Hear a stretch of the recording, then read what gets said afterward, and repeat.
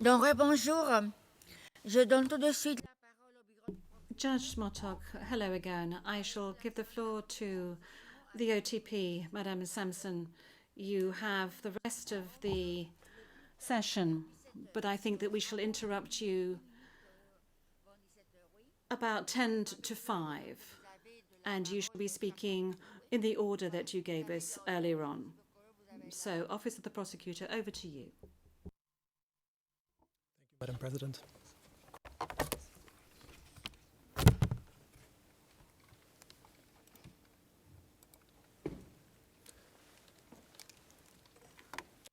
Madam President, Your Honors, I will now present the prosecution's evidence proving the crimes charged under counts 1 to 12 of the prosecution's document containing the charges. That is, imprisonment, torture, cruel treatment, outrages upon personal dignity, other inhumane acts, rape, sexual violence, murder, and attempted murder. In my presentation, I will describe the pattern and systematicity of perpetration of these crimes by the Mitiga perpetrators, and will summarize the key evidence proving the legal elements of these crimes. To prove these crimes for the purpose of the confirmation of the charges, the prosecution relies on the accounts of 47 former Mitiga prison detainees. For years, each of these survivors of Mitiga prison suffered unspeakable crimes at the hands of the suspect and members of his group. The accounts of these 47 witnesses paint a consistent and compelling picture, which places Khaled el-Hishri at the center of a machine designed to inflict extreme pain, deep humiliation, endless exploitation, and ultimately to destroy the lives of those detained at Mitiga. Your Honors, the following slides are confidential, and while we can remain in public session, I request that the visuals on the next slides not be broadcast to the public.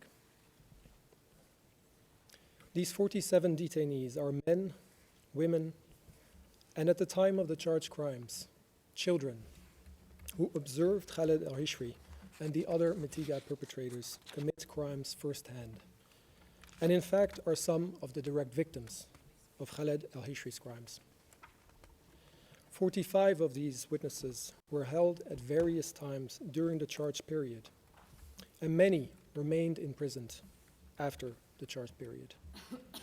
The prosecution also relies on two former detainees who were detained just after the temporal scope of the charges. The 45 victims were held at the prison for periods from several days to up to almost the entire charge period of 6 years, running from May 2014 to June 2020. On average, they were detained for 2.5 years during the charged period alone. But again, as I just mentioned, many of them remained in prison at Mitiga for years after the charged period. The next slides and the remaining slides in my presentation can be broadcast to the public. Your Honors, while each of these 45 former detainees witnessed the crimes committed day in and day out by Khaled el-Hishri and the Mitiga perpetrators from their own vantage point, their accounts are corroborative of a consistent pattern of extreme mistreatment from arrest to release.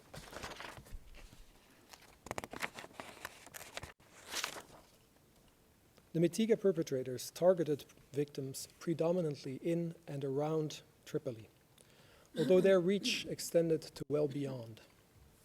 Some victims were arrested well over 100 kilometers away.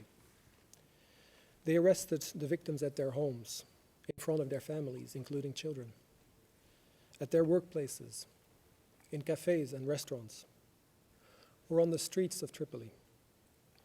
They caught them at the airport or at roadblocks in and around the city. They used social media to lure them and abduct them or caught them at demonstrations. When the perpetrators could not find a target, they would detain their relatives, including women, children, and elderly persons, to pressure them to surrender. Wherever they caught them, the Mitiga perpetrators forced the victims into vehicles or otherwise took them away with violence, often at gunpoint, handcuffing, blindfolding, threatening, insulting, and beating them in the process. P-872 was shot, forced into a vehicle, and anally raped with a weapon before being taken to Mitiga. Masked men beat P-486 with the butts of their guns, insulted and threatened to shoot him before taking him away. This happened in front of his wife and child. The last thing he heard before being dragged away was his daughter calling for him and crying. The last thing she saw was her father covered in blood. They would not see each other until several years later. Your Honors, these are not the actions of a legitimate law enforcement agency. These are criminal abductions. There is no doubt that the victims in this case were imprisoned or otherwise severely deprived of their physical liberty. This crime is proven when perpetrators confine one or more persons in violation of fundamental rules of international law.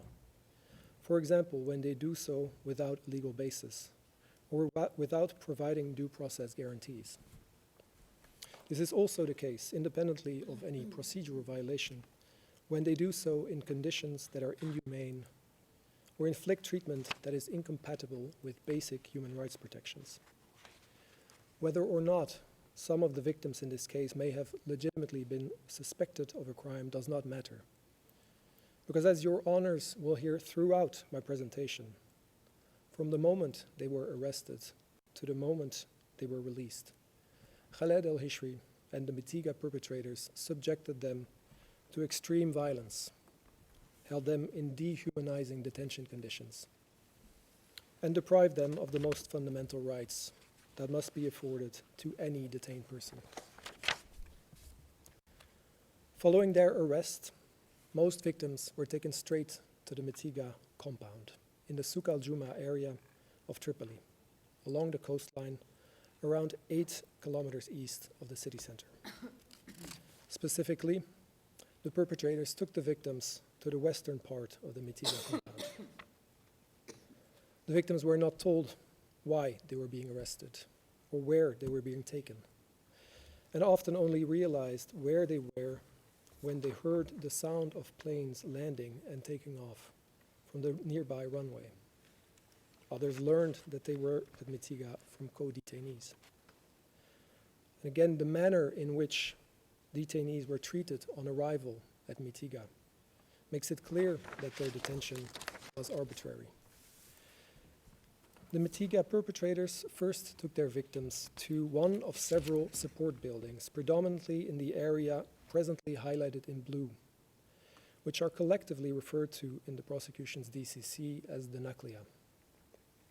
These buildings had rooms equipped for the specific purpose of interrogating and torturing detainees. At the Naklia, on arrival and subsequently, throughout their detention, the perpetrators interrogated detainees with extreme violence. They questioned them about their affiliation with militias or parties to the armed conflict, their political views, their moral and religious beliefs, their sexual orientation, as well as about relatives and acquaintances. Often, they were thrown accusations or were questioned in a way that made no sense, that seemed random or changed over time. They were not given access to a lawyer. Due process was non-existent. The perpetrators demanded ransoms for the detainees' release. They forced them to sign documents without knowing their contents. They extracted false confessions under torture. Some of these forced confessions were video recorded and later published online. Detainees were given scripts to read and were beaten if they weren't convincing enough. When P-1070 requested a lawyer and to be brought before a prosecutor, he was beaten with a hard plastic pipe called PPR and kicked in the stomach by a Mitiga perpetrator who told him, quote, "How dare you talk about a lawyer and question our procedures? We don't care about the prosecution. We are the rulers of Tripoli," end quote. Interrogators at the Naklia often seemed to know nothing about the persons they were interrogating. Many victims, still shaken and confused by their violent abduction, were asked to explain why they were detained or who had taken them to Mitiga prison. Yet, as P498 states, quote, "None of the detainees had a clear understanding of the charges against them," end quote. They were simply never told. At the Naklia, both on arrival and subsequently, the perpetrators, including Khaled al-Hishri, subjected the victims, men, women, boys and girls alike, to extreme physical, psychological, sexual, and reproductive violence to extract information, obtain confessions, punish, and coerce them into physical and mental submission, or to persecute them. This mistreatment at the Naklia amounted to torture, cruel treatment, outrages upon personal dignity, other inhumane acts, sexual violence, and rape. To inflict pain, Khaled al-Hishri and the Mitiga perpetrators used a broad variety of torture methods, techniques, and tools, following clear patterns, often combining them to maximize the suffering of their victims. Beatings and suspension torture were a common feature at the Naklia.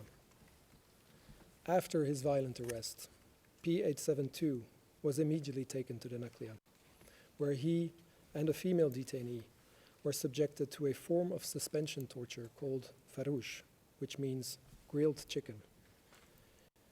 A visualization of this torture technique is currently being displayed on your screens. One after the other, they were forced to sit with their knees to their chests and their arms wrapped around their shins, their wrists handcuffed together. The perpetrators then lifted them with an iron bar inserted under their knees using a type of electrical crane called balanco. While suspended in this way, Khaled al-Hishri and others beat the two victims with hard plastic pipes for an hour. And Your Honors, all of this was done in front of the woman's young child. Suspension torture and beatings were often sexualized to increase the victims' suffering and their sense of absolute vulnerability. The Mitiga perpetrators often undressed, blindfolded, and suspended them before targeting their sexual and reproductive organs. One victim was being tortured in this manner when a Mitiga perpetrator inserted a metal wire through the skin of his penis, bent the wire in the shape of a hook, and ripped it out. An interrogator tortured P1685 with electrical shocks to his testicles while he was suspended in this way. He then pulled the witness's penis and punched him in the genitals, before another man took his turn to beat the witness, including on the genitals. An hour later, they were done with him. P1685 was still hanging by his hands. When he looked down beneath his blindfold, he saw blood running down his pants. Physical violence targeting genitals was a frequent feature of the detainees' ordeal at the Naklia. P667 and P942 were both violently kicked in the genitals. P942 describes feeling an electric shock throughout his body and his vision going hazy. He almost fainted and kept vomiting from the pain. Another time at the Naklia, an interrogator violently grabbed him by the genitals and twisted them, causing him so much pain that he fainted. P993 was tortured in this way by an interrogator who told him, quote, "I don't want you to have children," end quote. Torture at the Naklia also included rape.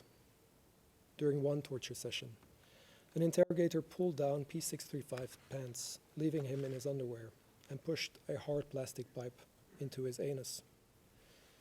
Another detainee was twice taken to the Nuclea, where 3 men tied him up, bent him over and tied him to a table, undressed him, and anally raped him, one after the other.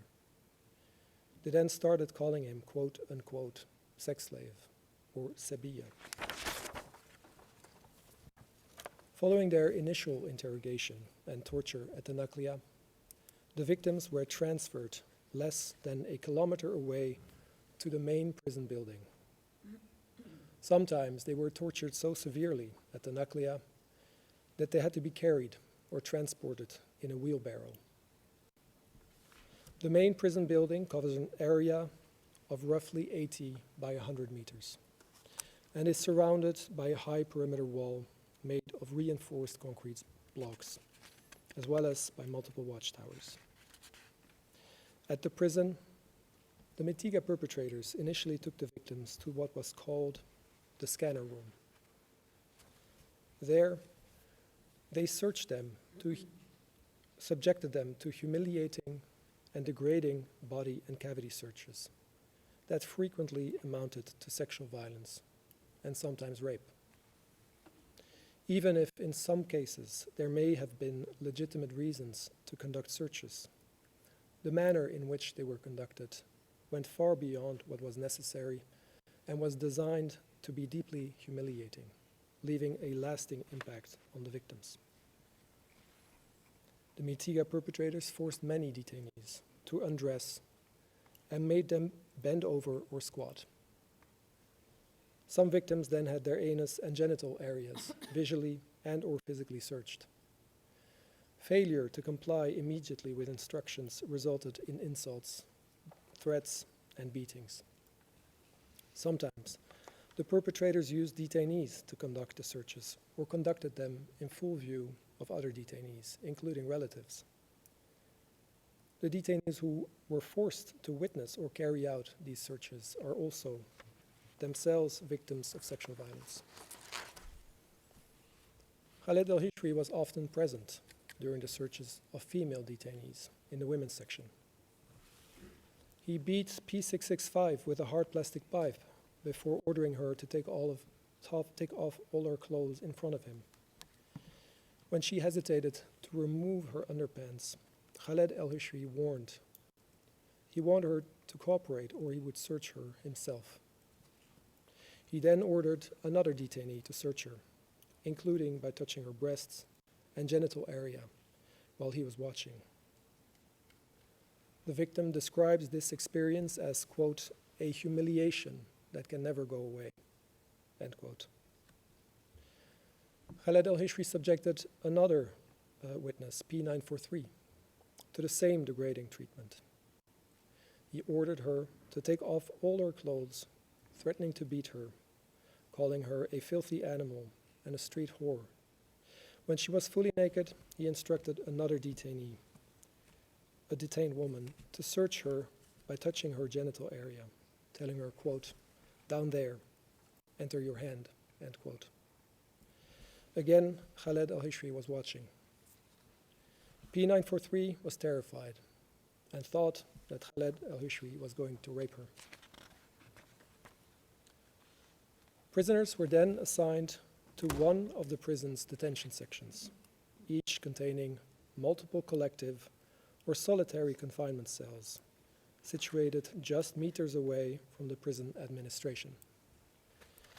The evidence shows that at all material times, the prison held between at least 1,700 and as many as 5,140 detainees, including men, women, boys and girls, Libyans and non-Libyans.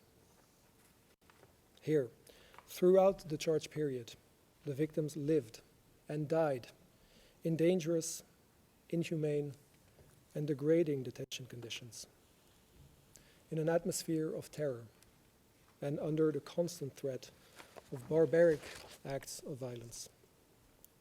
Mistreatment happened everywhere, in the cells, in the corridors, and particularly in the inner yards separating some of the detention sections, and the outer yard immediately north of the prison. These yards were commonly referred to as laria, and like the naclia, they were equipped for the specific purpose of enabling the perpetrator's systematic use of torture. Violence started as soon as the detainees arrived at Mitiga.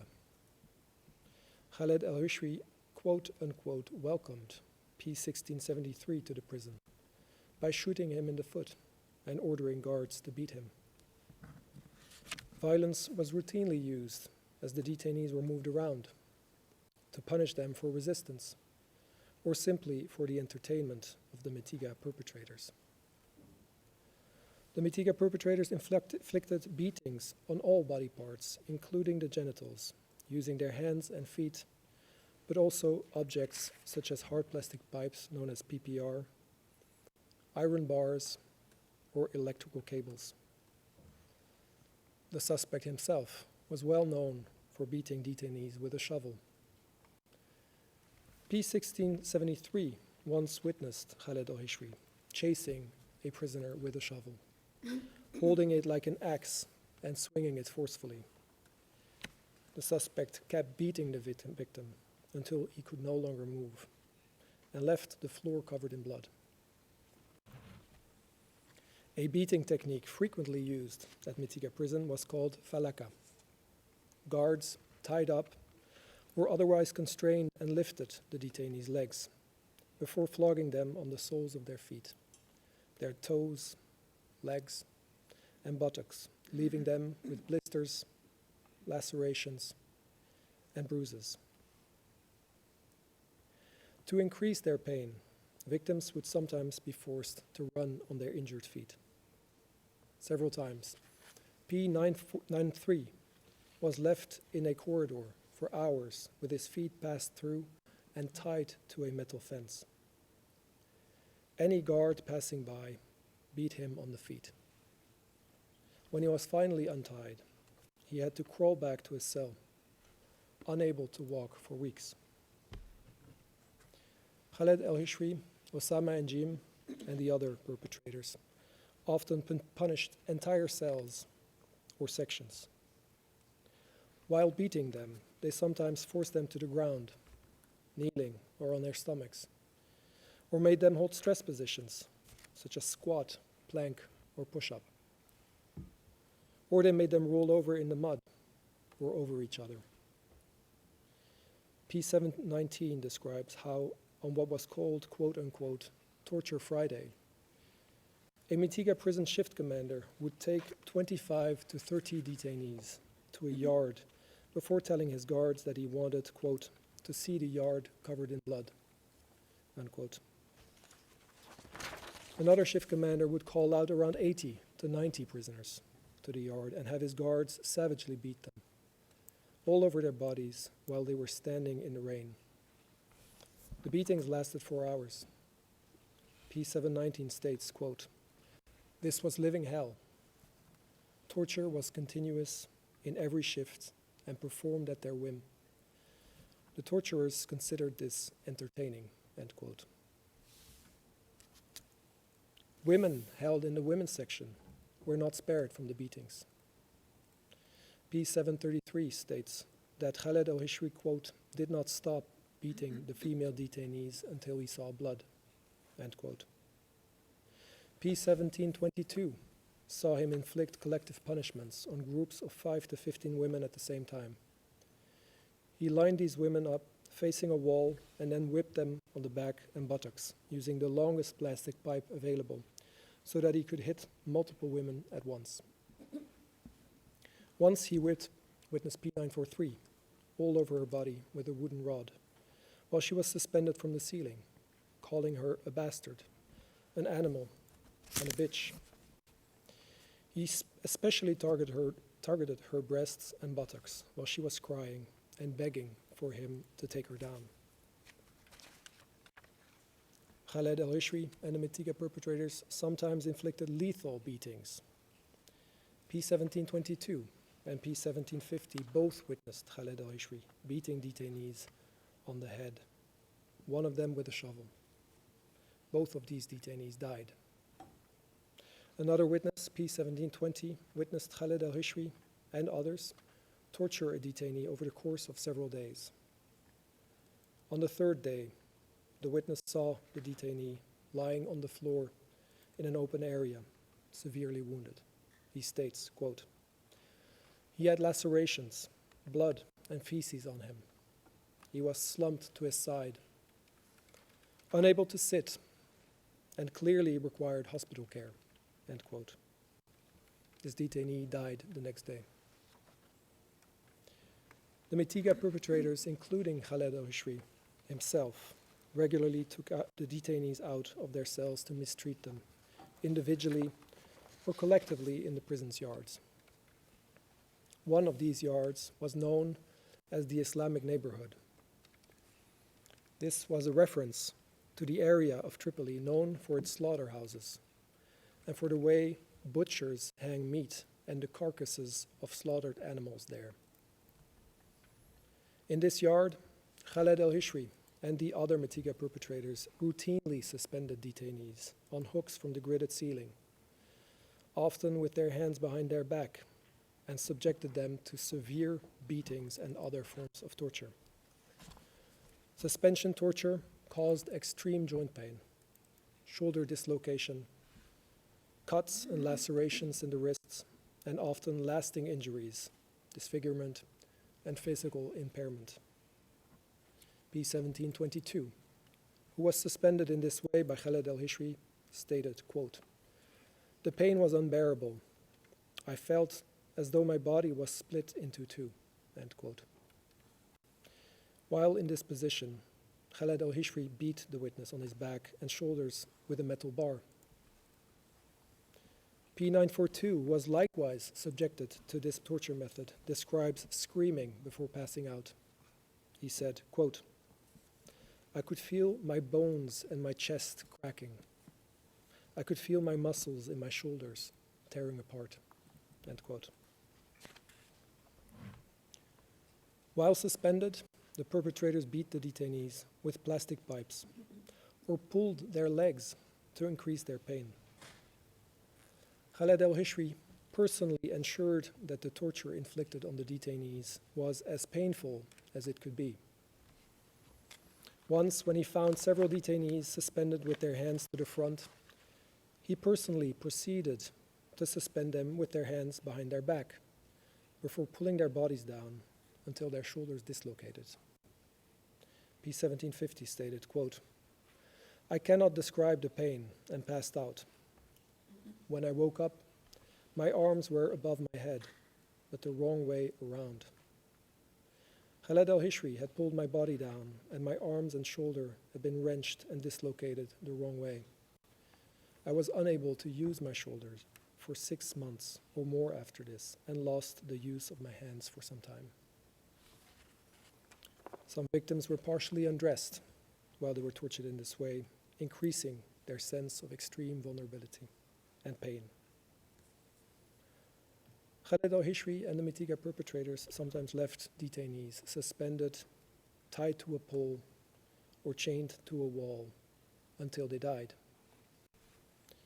P1736 once saw Khaled al-Hishri tie 2 young detainees with visible marks of beatings to a pole, instructing other detainees not to help them. After 2 days, when one of the men asked to be killed, Khaled al-Hishri replied, quote, "You are not worth killing. You will die here," end quote. And on the third day, both detainees died, one after the other. This was not an isolated incident, Your Honors. P720 and P1720 both witnessed the murder of detainees similarly left hanging by Khaled al-Hishri. Yet another torture method used by the Mitiga perpetrators was to shoot detainees, particularly in the lower limbs. Khaled al-Hishri himself shot at least 27 detainees. He ordered one detainee to sit on the ground, cover his face, and stop moving. The victim then heard a loud bang and felt his body move backward. When he uncovered his face in shock, he saw a big hole in his leg. He could see his bone and it was bleeding. He states, quote, "I was in shock. I could not believe what had just happened. I was hysterical. I kept touching the blood with my hands and rubbing my eyes. I tried to stand on my leg, but I could not. El Hishri kept looking at me and insulting me, calling me a dog," unquote. Khaled El Hishri also shot to kill. P595, P720, and P1745 all witnessed Khaled El Hishri shooting and killing several detainees. One time, he fired a machine gun at an entire cell block, killing at least one and injuring others. He also shot P925 to kill him, but the witness survived due to circumstances independent of his intentions. Other detainees died as a result of the combination of being shot, beaten, and deprived of adequate medical care. Khaled El Hishri once shot a detainee twice in the legs, below the knee, and left him in his cell, returning there later that night to beat him. The next time El Hishri came to his cell, it was to collect the detainee's dead body. It was later found in the streets of Tripoli. Sexual violence and reproductive violence was integral to the Mitiga perpetrators' detention system. Khaled El Hishri himself inflicted sexualized torture on both men and women at Mitiga. He once pulled a man's pants down in front of a woman at the Naklia, grabbed the man's penis with pliers, and dragged him around, calling him a whore. Another time, he beat P1710 with a hard plastic pipe all over his head, chest, as well as in the genitals and on the buttocks. Many women and girls held under Khaled El Hishri's control in the women's section were subjected to sexual abuse and were raped. Shortly after P1736's arrival at Mitiga prison, Khaled El Hishri violently undressed her, pushed her face against the wall while grabbing her breasts from behind, and then anally raped her. P943 was suspended by her feet by Khaled El Hishri, who then beat her and touched her on the breasts, the buttocks, and in the genital area. He also punished a woman by twisting her arms, forcing her to lean forward before pressing himself and rubbing his penis against her, saying, quote, "You never learn, you never listen. What is wrong with you?" End quote. Men held near the women's section could often hear women screaming and crying. Khaled El Hishri, Osama Njim, and the other Mitiga perpetrators raped dozens of women at Mitiga. Khaled El Hishri took women and girls from the women's section at night to a so-called leisure area in the Mitiga compound that was reserved for the use of the perpetrators. When these women returned to the prison, they told P1736 that Khaled El Hishri had raped them. Khaled El Hishri raped these women and children by force, threats, and coercion rooted in fear, violence, detention, and the abuse of his position of power within an inherently coercive and oppressive environment. One of these women, a minor, returned to the prison severely beaten all over her body. She had resisted Khaled El Hishri's rape attempts, and he had savagely beaten her. The Mitiga perpetrators raped men too. Male detainees were often taken away, isolated from the other detainees, and raped. One witness was left on his own in his cell when he first arrived at Mitiga prison. A guard came several nights in a row to rape him. The guard tied his hands, called him a dog and an animal when he tried to resist, and then anally raped him, one time with a water bottle. After being tortured, another detainee, P551, was left on his own in a cell when a Mitiga perpetrator came to orally and anally rape him at gunpoint, telling him, quote, I order, and you're not in a position to refuse, end quote. Minors were sexually exploited by the perpetrators in exchange for food or a phone call to a relative. P595 once saw a boy who was crying hysterically while bleeding from the anus. The boy then told him that a senior Mitiga perpetrator had done this to him. In addition to raping and subjecting detainees to sexual violence, Khaled el-Hishri and the Mitiga perpetrators also deliberately exposed detainees to the risk of rape and sexual violence by other detainees. First, they knew that the deliberate overcrowding of the prison cells caused the detainees to sleep in such close physical proximity that it led to intra-detainee violence. Yet they maintained this system in place for years. Worse, they used detainees known for raping and sexually assaulting others by intentionally placing detainees in their cells as punishment. An interrogator once told P1673, quote, "I will put you in a cell where someone will rape you all night," end quote. Another detainee was moved to what was called House Zero as punishment. This cell was a cell that held detainees known for committing violence, including sexual violence against other detainees. This detainee was gang raped by 4 detainees in this cell. He cried out to the guards for help, but no one came. P498 states, quote, "If the guards wanted to torture someone, destroy him psychologically, intimidate him, to affect his dignity, they would place him inside this cell," end quote. Prisoners could hear people yelling for help and banging on the door of this cell. Khaled el-Hishri had the requisite mens rea for these crimes. Mitiga prison was characterized by the total control of detainees, an atmosphere of terror, widespread and systematic abuse, and absolute impunity. In such circumstances, rape and sexual violence were an entirely foreseeable and ordinary manifestation of the inherently coercive environment of the prison. In other words, at Mitiga, these crimes occurred in the ordinary course of events. Khaled el-Hishri knew that these crimes were being committed by virtue, among others, of his leadership role and regular presence at the prison. His central role in Mitiga prison's institutionalized mistreatment, and because he committed them himself against men, women, and children. Your Honors, these are just some of the many torture methods used by Khaled el-Hishri and the Mitiga perpetrators, and just some of the many specific examples described by the former detainees.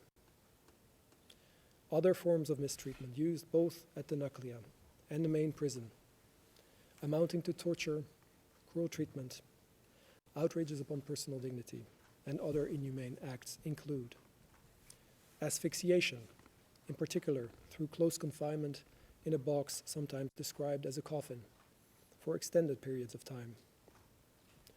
Sharp force, for example, through the use of an electric drill on the flesh of a detainee. Amputation, for example, of most of the fingers on one hand.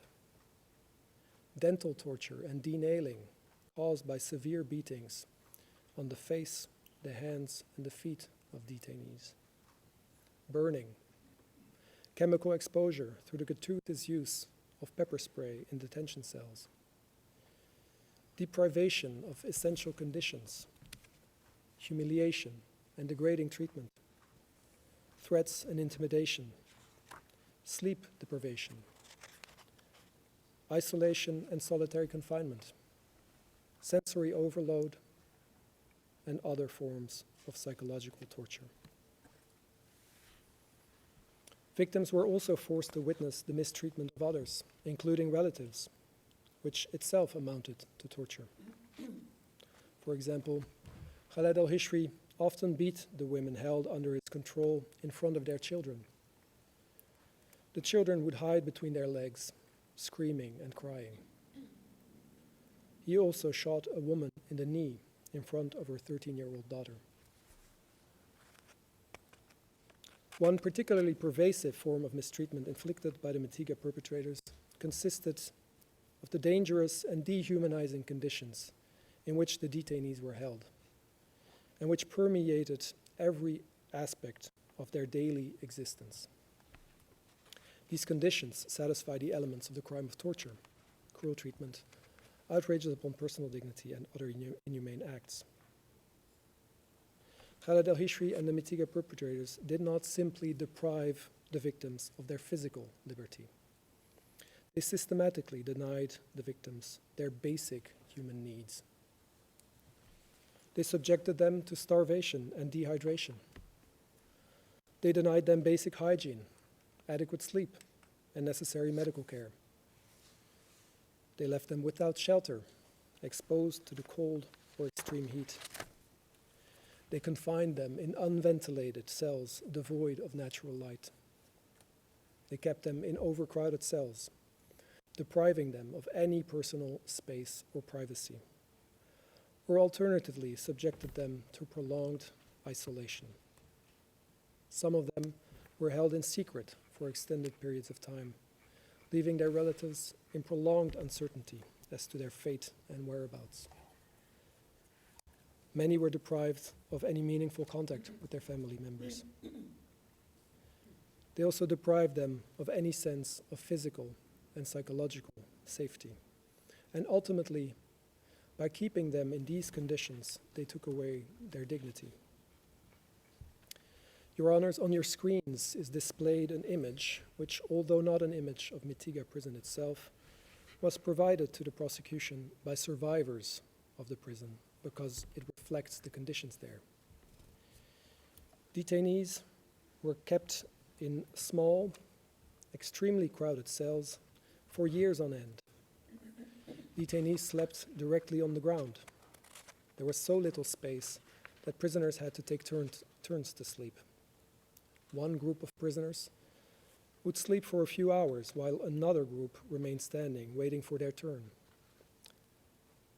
often for hours and in difficult positions, leaning against the wall, standing in the toilet area, or on one leg among the sleeping prisoners, because there was simply no space left for their second leg.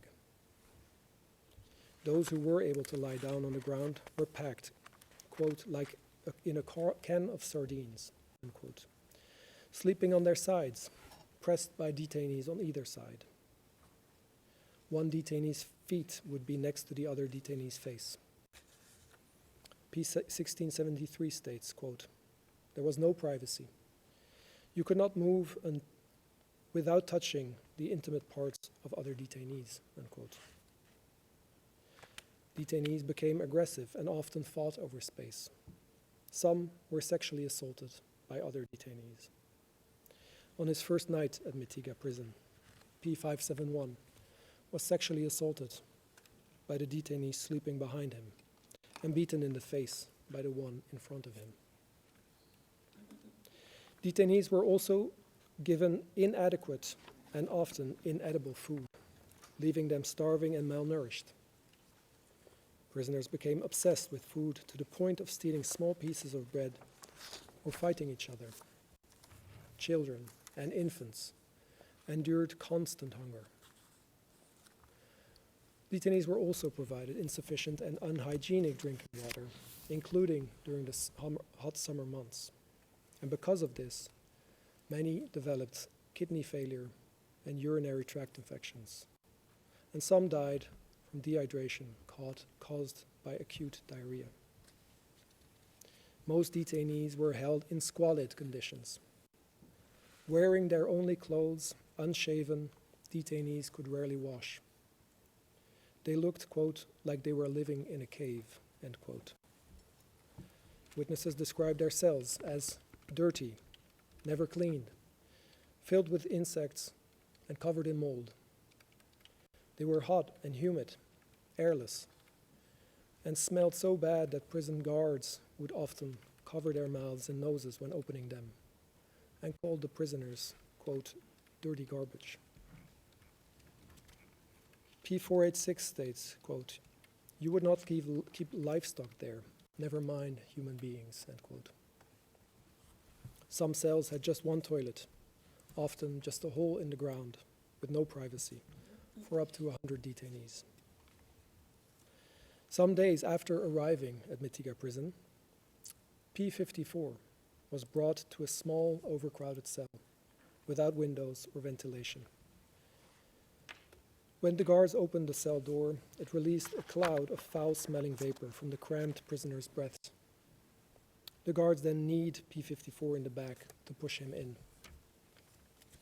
P568 states that it was a relief every time the guards took him out in the corridor to beat them, because it meant that they could have some fresh air. Khaled al-Hishri often took personal measures to increase the detainees' suffering, for example, by switching off the ventilation system in specific cells to punish detainees, or prohibiting the removal of garbage for several days. Held separately in the women's section, in the same unsanitary conditions, together with infants and children, women were denied basic menstrual care. By forcing some of these women to give birth in these conditions without medical help, Khaled al-Hishri deliberately inflicted severe reproductive violence on these women. Your Honors, as a result of these conditions, disease was rampant in the prison. Prisoners suffered from tuberculosis, diarrhea, hemorrhoids, kidney failure, and many had scabies, rashes, and other skin conditions that made them scratch until they bled. There was little to no medical care for detainees, which compounded the impact of these detention conditions, and often made them lethal. Detainees were often dumped in their cells with severe injuries from their torture: gunshot wounds, dislocated shoulders, broken bones and teeth, cuts, bruises, swollen body parts, including genitals. Or they were left there with life-threatening health issues, malnourished, and exposed to infections and diseases. Yet, the Mitiga perpetrators, especially Khaled al-Hishri, ignored and often explicitly refused to assist injured or sick detainees in distress. Guards would threaten to torture or shoot those asking for help, and even those helping other detainees. Prisoners were left to care for themselves. Prisoners subjected to suspension torture were often sent back to their cells with their shoulders still out of place. P54 describes seeing detainees with what looked like, quote, birth defects on their wrists and shoulders, unquote. Other prisoners would try to help them by stepping on their shoulders. P498 recalls, quote, we are not doctors, not nurses, but we had to do something to bring these people back to normal, end quote. In P925's words, quote, it was simply a matter of either recovering or dying, end quote. And in fact, many detainees did die in their cells, and often died a slow death. These deaths were not accidents, incidental or isolated, Your Honors. This was murder. One day, P571 heard a gunshot. When he looked through his cell's window, he saw Khaled al-Hishri stand next to a prisoner whose leg was bleeding. Khaled al-Hishri then ordered, quote, dump him away and let it become infected, end quote. Prison guards often told detainees not to call them until a detainee was cold, meaning dead. P650 saw a detainee covered in blood, barely conscious, unable to speak, being brought to his cell. When the other prisoners called for help, the guards warned him that if they spoke up again, they would all be taken out to be tortured. 2 hours later, this prisoner died. Dead bodies were often left with the surviving detainees for long periods before being removed and dumped around the city with no formalities for identification. Your Honors, the Mitiga perpetrators also deprived the detainees of their basic sense of physical and psychological safety and made them live in a state of constant fear and terror. The perpetrators fueled this fear through their daily verbal abuse, humiliation, and threats of indefinite captivity, violence, and death. 2 guards showed witness 720 a wooden baton covered in blood and feces, and then threatened to anally rape him with it.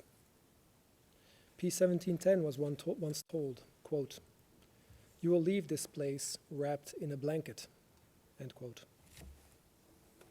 Khaled al-Hishri himself once threatened to kill all detainees in the prison by throwing a grenade into each cell.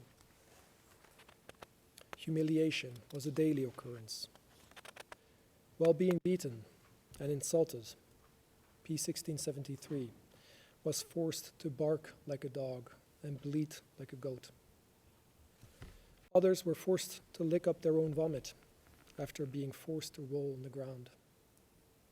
Insults such as dog or whore, or insults targeting parents and relatives, are experienced as especially humiliating in the Libyan context. Your Honors, again, these are just some of the examples of the type of abuse that was part of daily life at Mitiga prison. Even when they were not targeted themselves, detainees could still see others being tortured, observe the wounded or dying prisoners in their own cells, or overhear the sounds of torture and human suffering throughout the prison. P595 described the sounds of Khaled al-Hishri yelling at and insulting the women who were begging him to stop beating them as, quote, terrifying and a daily occurrence. P650 confirmed, stating, quote, "This was life in prison, hearing screaming, people crying and getting tortured, and not being able to talk about anything." Detainees were terrified of their name being called by the guards, as it meant that they would be taken out to the Naklia. P990 recalls, quote, "When a prisoner is called to the Naklia, they become petrified and go to the bathroom with diarrhea.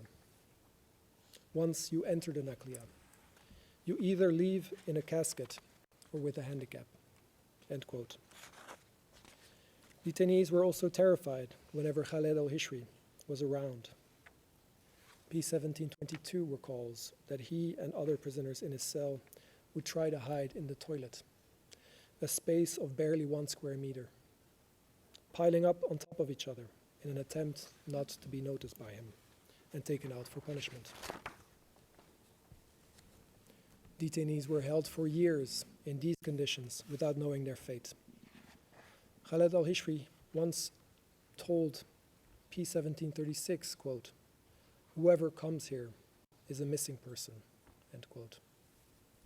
He often warned his victims that they, quote, "would not see the outside world until Libya had skyscrapers," end quote.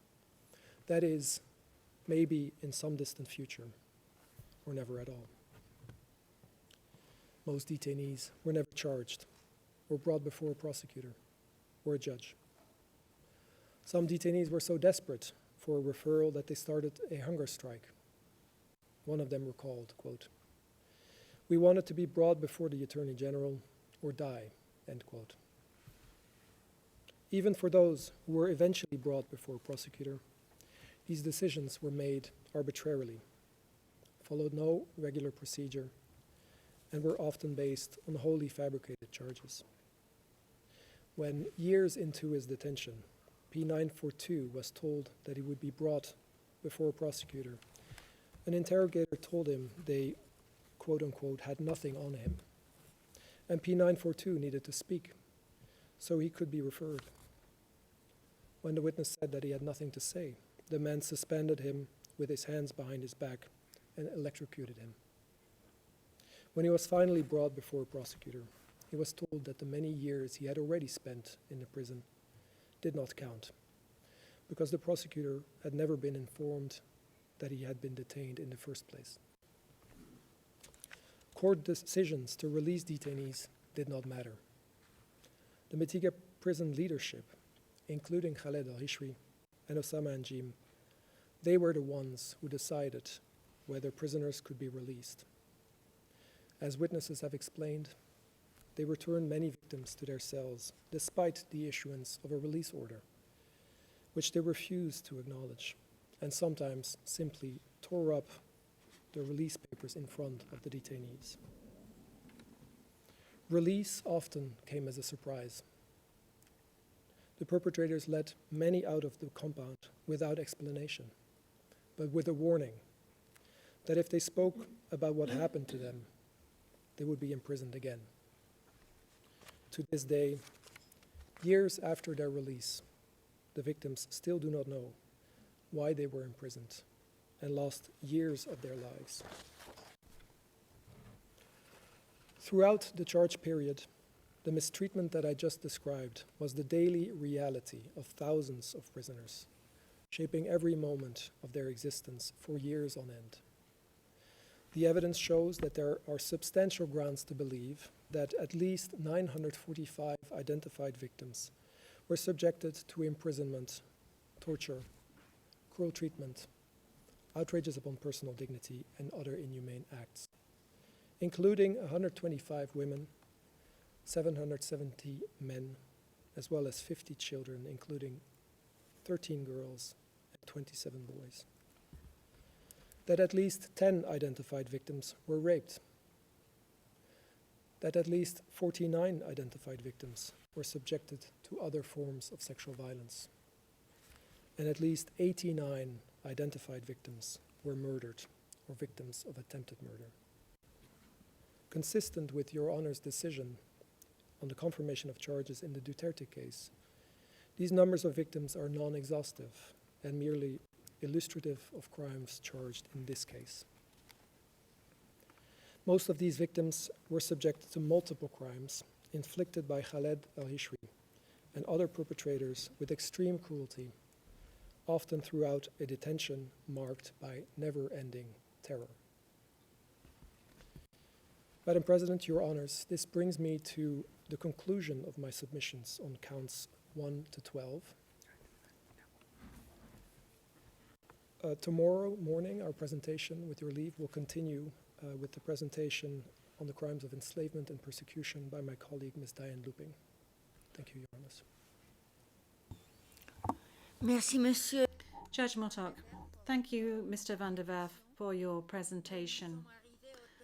So, this marks the end of today's program, and we shall resume tomorrow at 10 a.m. with the continuation of the oral observations on the part of the OTP. I thank the parties and participants, and I thank the court reporters, the technical staff, and all those who have made this first day of the hearings to come off without a hitch. Thank you very much.